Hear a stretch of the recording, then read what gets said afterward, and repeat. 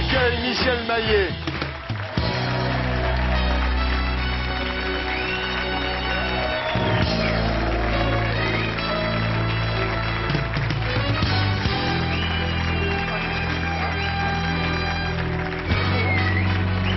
Bonsoir, bonsoir.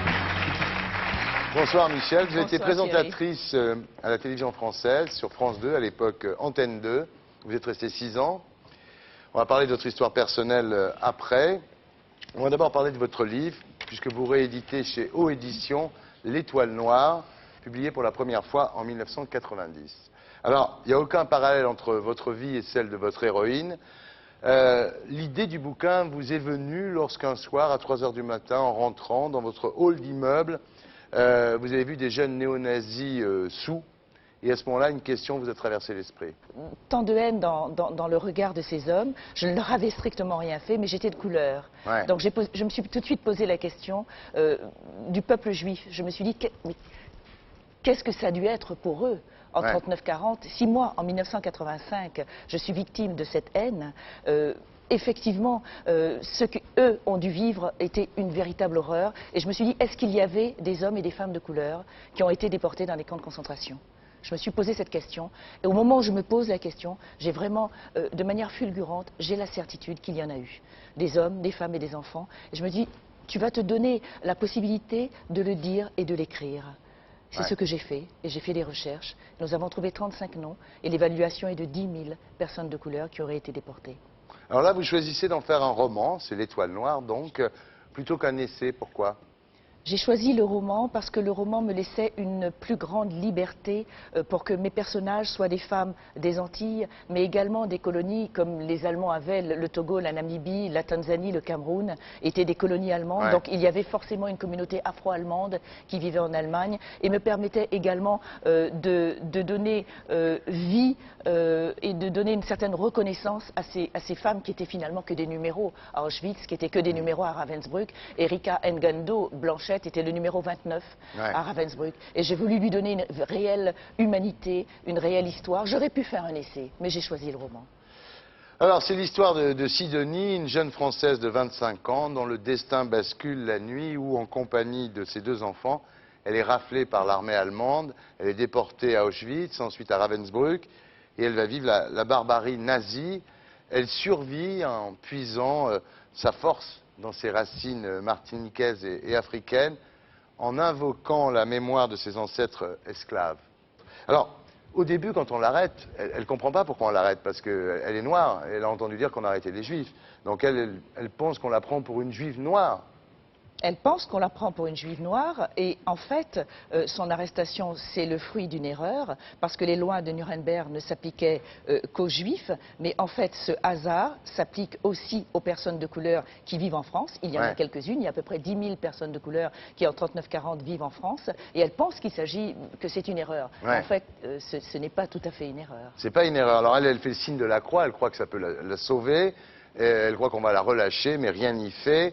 Elle comprend qu'elle fait partie de la même catégorie d'êtres indistincts où Hitler a mis les juifs, les slaves, les tziganes, les noirs et les homosexuels.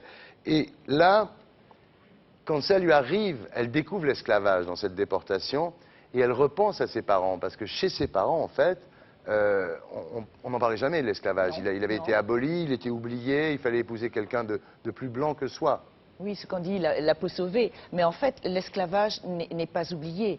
Pas un jour ne passe sans que les arrière-grands-parents et les parents ne se racontent des histoires. Se racontent des histoires de quoi? Se racontent des histoires d'esclaves, se racontent des histoires de colonisés. En fait, les parents ne veulent pas, pour Sidonie, de se passer d'esclaves. Ils veulent d'autres choses. Ils veulent de cette France des années 20, des années 40, et ils veulent que Sidonie parte faire des études en France. Ce qu'elle est venue faire, en fait, elle est venue faire médecine. Elle est l'une des premières bachelières de Lille, ce qui est remarquable parce que les études étaient réservées aux jeunes filles de la bonne société créole qui pouvaient payer les études. Les enfants du peuple n'allaient pas étudier.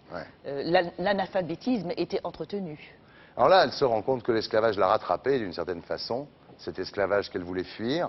Elle se retrouve à Bobigny, ou à Drancy, ou à Compiègne. Elle ne sait pas bien, en tous les cas dans un wagon de marchandises. Et elle pense au père de ses jumeaux. Et là, on découvre en fait son vrai drame. C'est-à-dire que les enfants qu'elle a ont un père blanc qui a rejeté, à cause de ses parents à lui, cette femme. Pour elle, c'est une honte. Ouais. C'est une honte d'avoir des enfants et de ne pas être mariée. Ouais. Il y avait très très peu de femmes qui ne l'étaient pas à l'époque. Elles étaient rejetées. Alors elle pense à la mort et là, elle invente une divinité imaginaire qui s'appelle Agénor. Alors c'est qui Agénor? Agénor, c'est l'essence même de la vie. C'est l'essence même de l'éternité pour elle. Elle lui donne un nom, de la même manière que son père avait donné un nom à la mort, il appelait la mort Basile. Elle lui donne un nom. Elle trouve que cette force qui monte en elle, elle doit avoir une force supplémentaire pour pouvoir tenir dans l'enfer des camps. Elle prie son Dieu, elle prie la Vierge, elle est catholique à 100%, comme peuvent l'être les jeunes femmes de ce début de siècle, mais elle a besoin d'une force supplémentaire. Et c'est cette force de sa négritude qui monte en elle, cette force ignorée, cette force qui va l'aider, elle va faire appel à cet esprit. Alors elle est obligée de se séparer de son garçon, sa petite fille meurt, elle raconte, vous racontez, sa survie dans les camps, et elle commence à écrire sur un petit carnet de Moleskine qu'elle confiera à une amie, et cette amie la donnera à sa mère après la guerre. Voilà. En fait, c'est un livre sur la mémoire, c'est un livre sur l'amitié, c'est un livre sur la survie, et c'est un livre aussi sur la tolérance, essentiellement sur la tolérance. Enfin, vous n'êtes pas tombé dans le piège de la rivalité des mémoires, en tous les cas, comme Dieudonné. Je ne le voulais pas. Ouais. La rivalité des mémoires, c'est inconcevable. Ce n'est pas parce que nous avons souffert que nous devons ignorer que l'extermination des Juifs d'Europe a été quelque chose d'unique, d'une manière bien précise en Europe, et nous n'avons pas de concurrence mémorielle à faire. C'est pas presque, c'est indécent. Ouais. L'esclavage, la mémoire de l'esclavage, c'est une mémoire bien à part, et la mémoire de la Shoah également. Et ces deux mémoires sont respectables, et nous ne devons pas exister en concurrence avec une autre mémoire.